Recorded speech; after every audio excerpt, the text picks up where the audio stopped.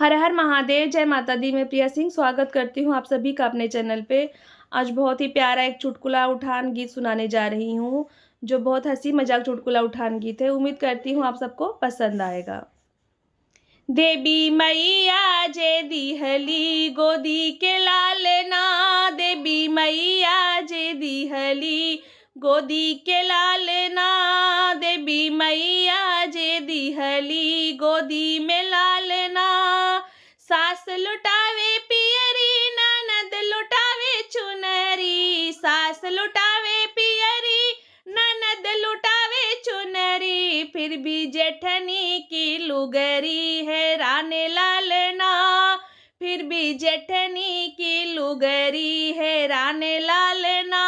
देवी मैया जे दिहली गोदी में लालना, देवी मैया जे दिहली गोदी में लालना।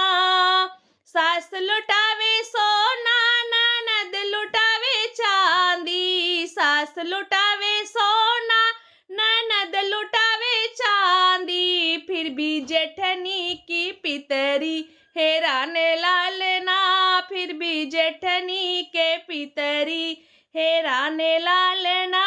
देवी मैया जे दिहली गोदी में लालना, देवी मैया जे दिहली गोदी में लालना।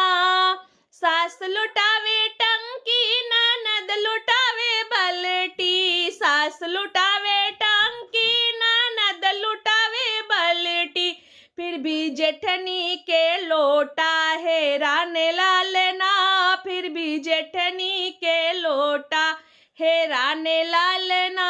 देवी मैया जे दिहली गोदी में लालना, देवी मैया जे दिहली गोदी में लालना।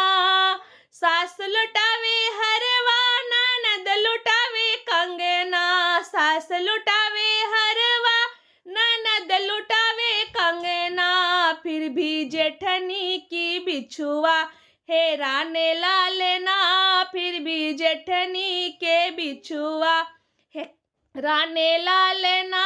देवी मैया जे दिहली गोदी में लालना, देवी मैया जे दिहली गोदी में लालना।